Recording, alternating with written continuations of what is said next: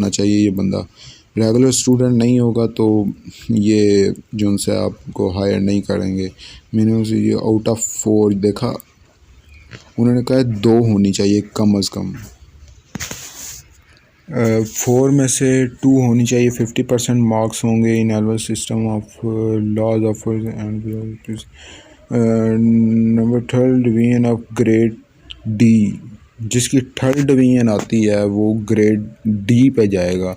And only 2nd division grade C, मतलब कि जिसकी 2nd डिवीजन आ रही है उसको ग्रेड सी मिल रहा है, तो 1st डिवीजन वाले को ए बी मुश्किल से मिल सकता है, मुश्किल से, बहुत कम चांसेस होंगे।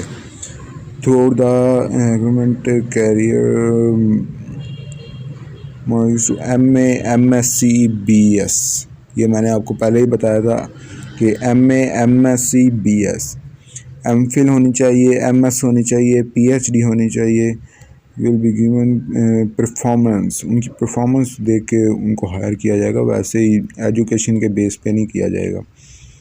Candidates only graduate from HEC, high education होना चाहिए, यूनिवर्सिटी ऑफ यूनिवर्सिटी और लाइक जिस यूनिवर्सिटी से आपने किया होगा वो हाई एजुकेशन वाली होनी चाहिए यूनिवर्सिटी।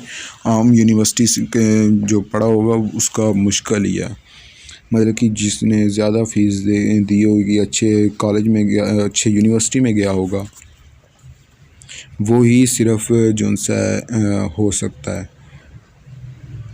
क्योंकि जो हाई एजुकेशन वाली होती हैं वहाँ की फ़ीस भी ज़्यादा होती है, फ़ीस ज़्यादा होती है, तो फिर गरीब जो होते हैं, मतलब कि जो हायर नहीं इतनी पे नहीं कर सकते फ़ीस, वो फिर मुश्किल से ही जो सा इसको जो पास करेंगे इस एग्ज़ाम को।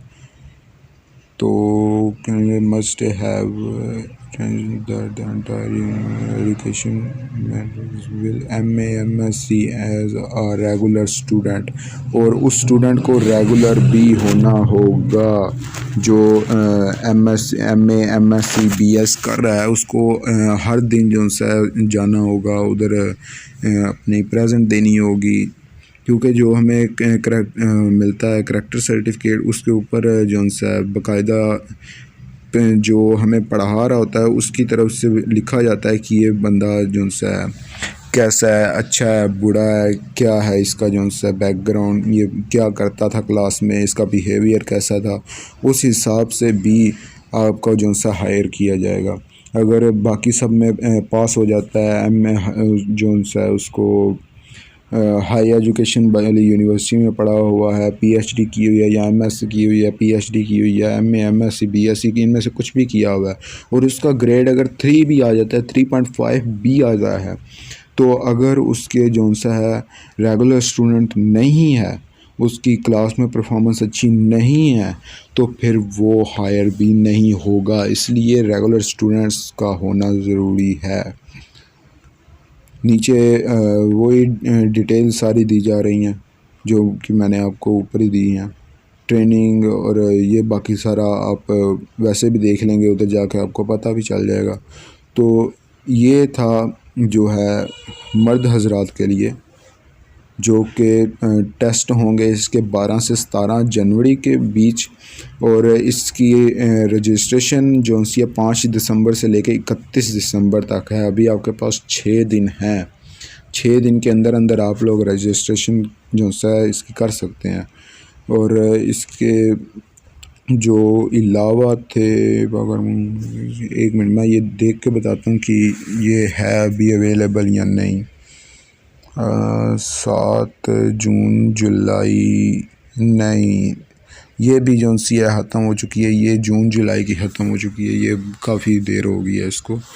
तो उसके बाद आता है ये भी जो सा 20 जून 19 जुलाई तक थी, ये भी जो सा ख़त्म हो चुकी है। इसका वैसे बता देता हूँ, ये जो सा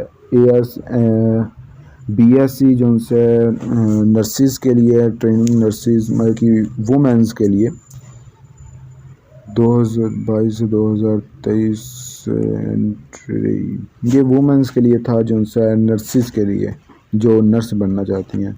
और आगे 151 PA लॉन्ग कोर्स, ये लॉन्ग कोर्स है, इसको भी देख लेते हैं कि ये लॉन्ग कोर्स का जो सा है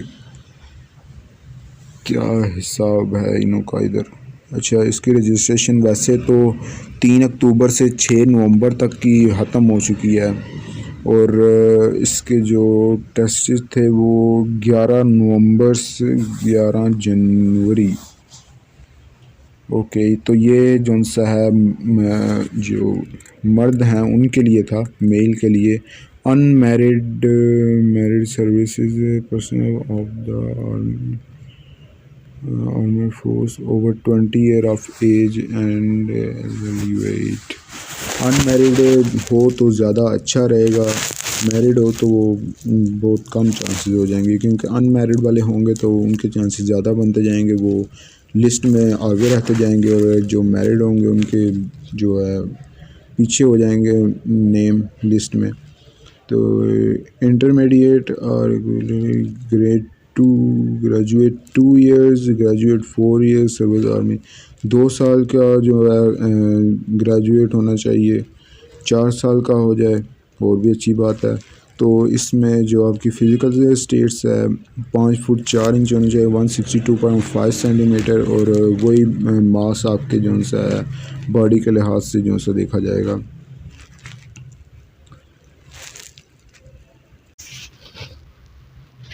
और इसमें जो एजुकेशन है वो इंटरमीडिएट होनी चाहिए, और एलिमिनेशन ग्रेजुएट 2 इयर्स, वो ही जो मैंने आपको ऊपर बताया कि ग्रेजुएट जो सी 2 इयर्स 2 साल की होनी चाहिए, 4 साल की होनी चाहिए। जो 2 साल की होनी चाहिए उसमें जो सा है 17 से 23 साल होनी चाहिए, और for 3 months both in upper and lower as limits. Okay, 3 month का जो सा सब में होगा फ़र्क। 3 साल के 3 मंथ के अंदर अंदर ही जो एक उनकी टीम बनती है।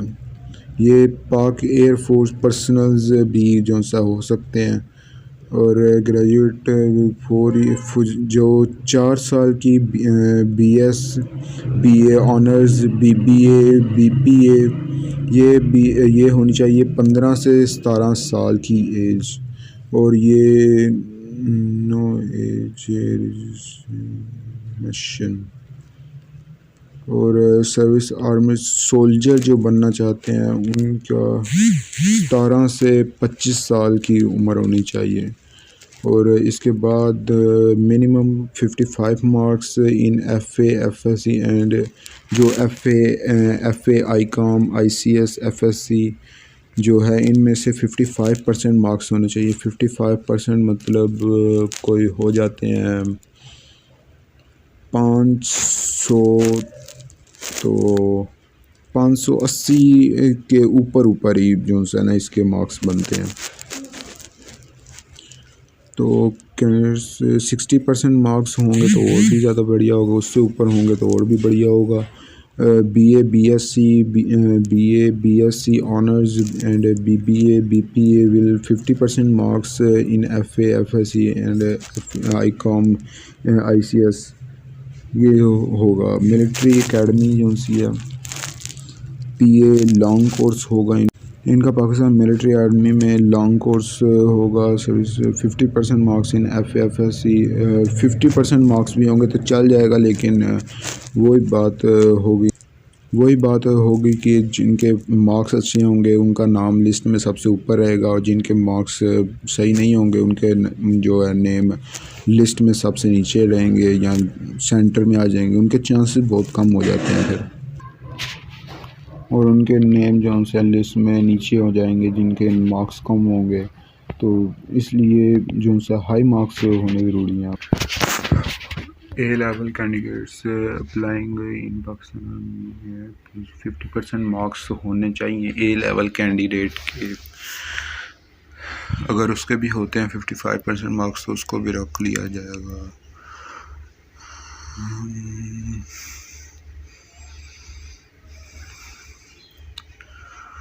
पाकिस्तान बस 3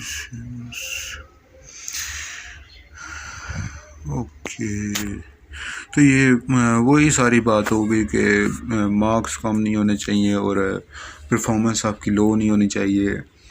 बाकी फिर जो उनसे यह आप लोगों के लिए आसानी होगा। बाकी टेस्ट में जो उनसे वो भी अगर मुझे कोई वीडियो मिली तो जो उनसे उसकी वीडियो बना के मैं अपलोड कर दूँगा। बाकी और मैं देखता हूँ कि कुछ और भी मवाद मिल जाए।